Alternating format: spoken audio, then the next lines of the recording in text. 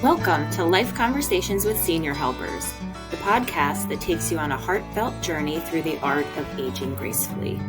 Join our hosts, Christina Chartrand and David Chandler, as they engage in candid and compassionate discussions about both the joys and challenges of growing older. Tune in to gain valuable tips, expert advice, and essential resources that empower you or your loved ones to embrace the beauty in every stage of life. Let's embark on these enlightening conversations together. Here are your hosts, David and Christina. I'm Christina Chartrand, and this is David Chandler, and welcome to our next episode in Life Conversations. Christina and I today are going to be sharing about some tips for helping to care for our loved ones. So you may find yourself in a time where you're caring for a loved one and it's not easy. You're wondering, how can I find some support, or what are some things that we're going to share some things today that you may not even be thinking about as you're going through this time. And so, Christina, you have a little bit of a story about this. Do you want to share it? I do. So if some of you have been listening along the way, you know that my mom is 84 and I'm her, what I would call primary caregiver. So I'm the person who's really most responsible for making sure that she, has help, or, I'm her go-to person. But I wanted to share the story that I have told a few people. And, people are like, in your mind, when do you become a primary caregiver? Well, I feel like, it's something that evolves. And my big story, what I say when that time happened is when my father passed away, which is about 14 years ago. And everything kind of changed after that. And why it changed is because my dad was there to do a lot of the things around the house, and that he wasn't there anymore. So there were a lot of, things that people think about, like household management and putting gas in the car, lots of those little things. And I really became that go-to person. But my mom was always super independent. But, it was more of me thinking about her often and contacting her more often and getting on her bank accounts and going through all the things just to get her comfortable to where she is. And along that way, along that story, during that time, the first year and the second year, people would come up to me and they'd say, well, how's your mom doing? And I'm like, oh, thanks so much for asking. She's doing well. We've downsized her and she's volunteering at the hospital and so forth. Like, oh, that's great. Just tell her I said hi. And I can't tell you how many people said, oh, how's your mom doing? And no one's ever asked me, how was I doing? Because for me, my life still went on with, my family and my job and everything that goes on. But more and more responsibility was being put on to me, which I love my mom. I want to help out. And that gets to be stressful. And I recently just had a stressful time. She's doing better now, but we needed to get some help in the home, and there were more doctor's appointments. And I was frazzled. I was frazzled between trying to manage work and my home life and helping her. And it was a lot. It was a lot of pressure. And so we say in the industry, David, we say burden of care. And I hate saying it because I don't want to say my mom is a burden, but the stress that was causing me and the anxiety that was getting me every day thinking about her and making sure that she was okay, it was a lot. It was a lot. So it's so interesting here, we talk about it at Senior Helpers, the importance of knowing, we provide caregivers for our clients. But I tell you, who you're helping the most and that peace of mind is so much for that family. And I'll say it every day. So one of the things that we developed at Senior Helpers was like a little survey just to help people identify where their needs are. Like something I could have used probably 14 years ago of, what do I need help with? Because you don't know what you need. You don't even know what you don't know. That's kind of what happens so many times. Right. So Dave, why don't you talk a little bit about that and why we developed it? Yeah, so this is a wonderful tool, and I love taking this in when I go to meet with new clients and their family members to talk about what are some of those areas that they probably aren't even considering that they may be able to get some help. I think about one time I went out to a client's home, and there was a wife who was caring for her bedbound husband for over 2 years and had been doing this almost 24/7 for 2 years. And my heart went out to her so much about, and I asked her, when was the last time you went and did something for yourself? It had been Yeah. almost 2 years since she had even just gone out to go to church or go out with some Mhm. friends because her husband needed her there all the time. And Yeah. so we were able to use this family caregiver survey that we developed to have some conversations about how could we come alongside of her. What are some of those things that she may not be even considering that we could help her in those areas? And so one of the first categories, we broke this survey and down into three different subsections. And the Mhm. first one is about caregiver well-being. And we're going to focus on one of the questions out in that section, which is, are you able to take regular breaks away from your care responsibilities to do personal errands, enjoy hobbies, visit with friends? So this gives us a big clue a lot of times. And when I Yeah. was talking with that caregiver, the wife who was caring for her husband, I asked her, what are some things that you enjoy doing? Did you enjoy going to church? And oh yeah, I miss going to church every Sunday. I used to go every Mhm. Sunday.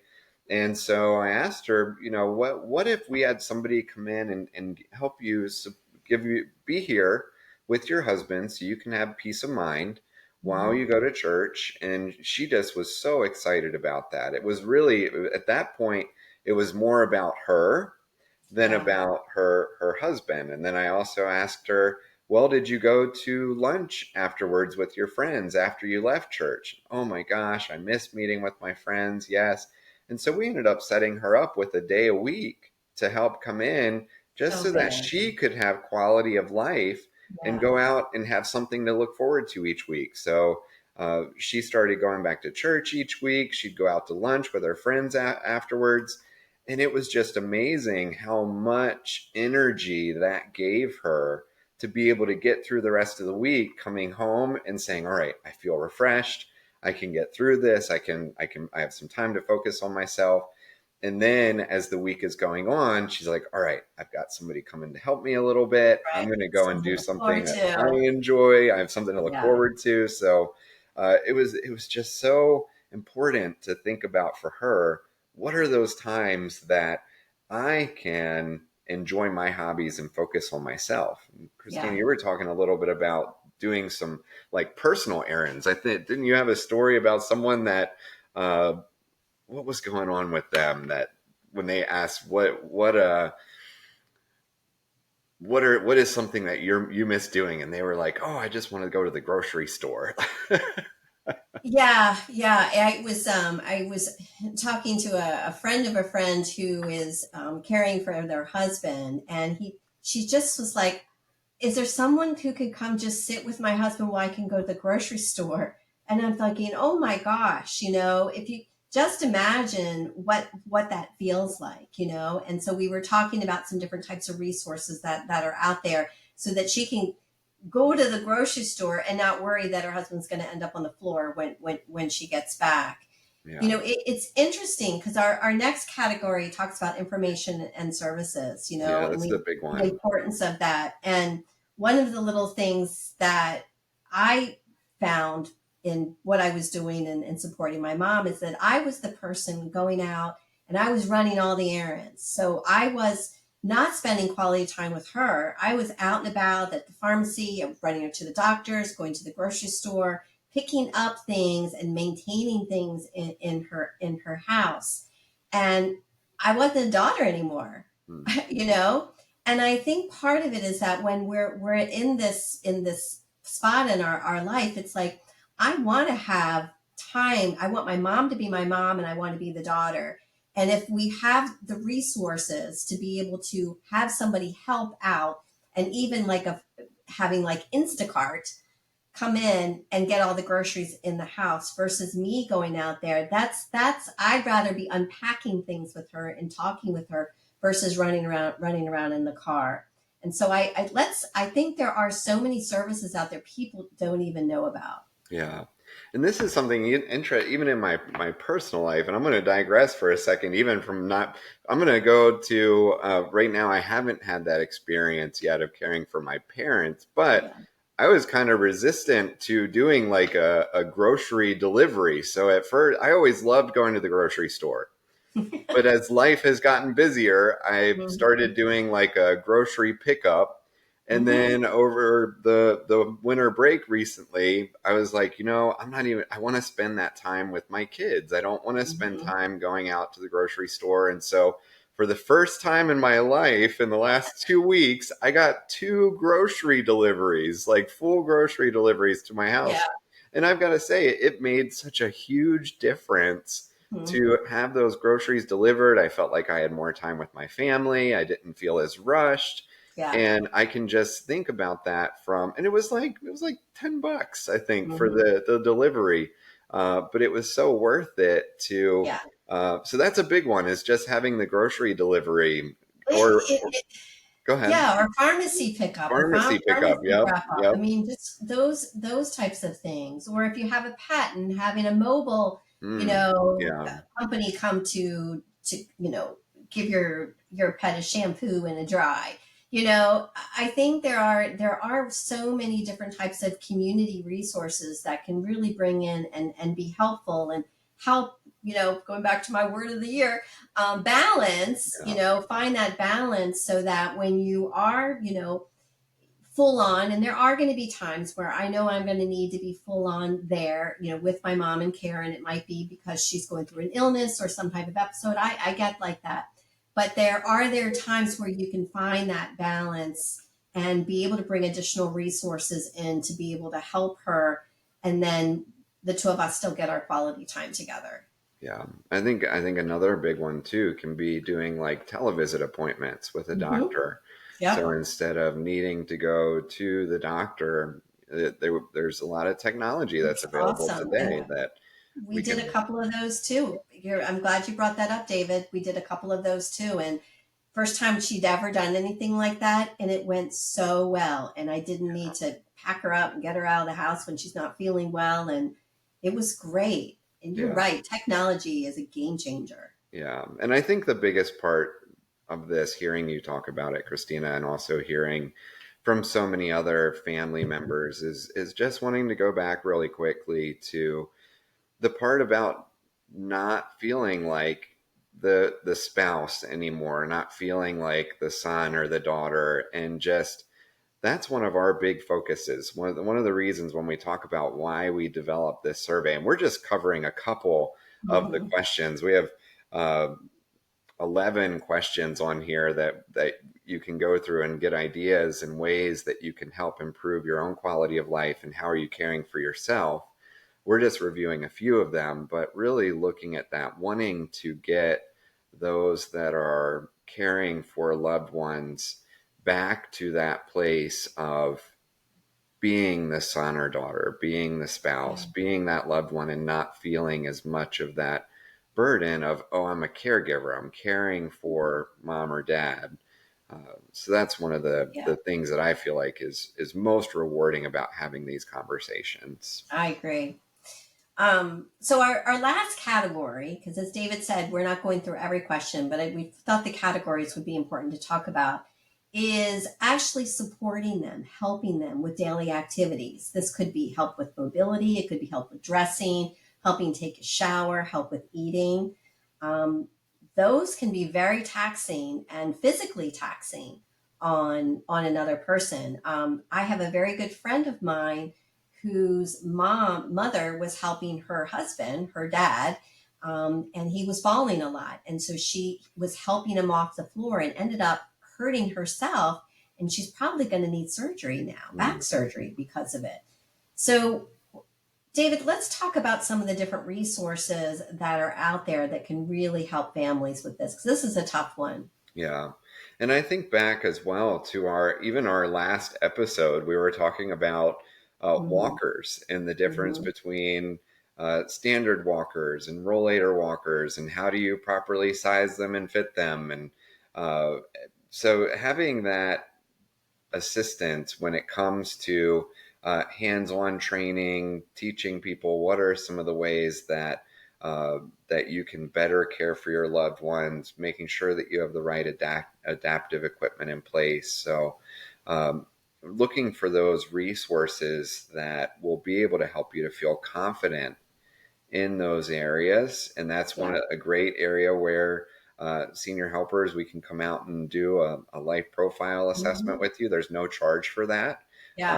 Very happy to come out and just have that conversation with you, show you, point you to some resources that what we've talked about today. And the other thing I think is important is training. Not everybody's been trained on how to help somebody get out of a chair. Right. And so, one of the things that senior helpers we do provide family training, but there's other family training out there as well.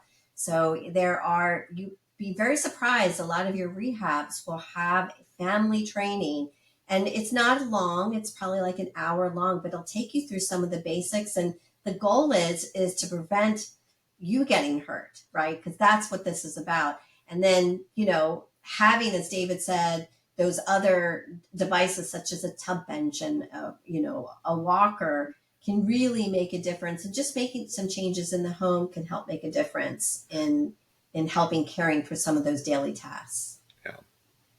Yeah. Absolutely. So I think we're going to attach this with We are. You will have access to this. This will be yours, and you can pass it along. Yes. So we're going to include this with our posting of our podcast today. It's our family caregiver survey. So make that available to everyone. And we have some really exciting episodes coming up after this. So we have some guest speakers that are planned that I'm really excited about, Christina. And it's going to be and some additional topics by the two of us. But yes, we do have some guest speakers, so it'll be fun. Yeah. So please tell your friends about our podcast and share it out. We've been really excited about this. Yeah, absolutely. We hope you find it's helpful too. Yeah. All right. We'll talk to everybody next time. All right. Thank you for joining us on this episode of Life Conversations with Senior Helpers. We hope this discussion has inspired you to embrace aging gracefully and independently. For more resources, tips, and expert insights, please visit us online at seniorhelpers.com. Stay connected, keep learning, and continue cherishing the moments that make life truly special. We're here to support you every step of the way. Until next time.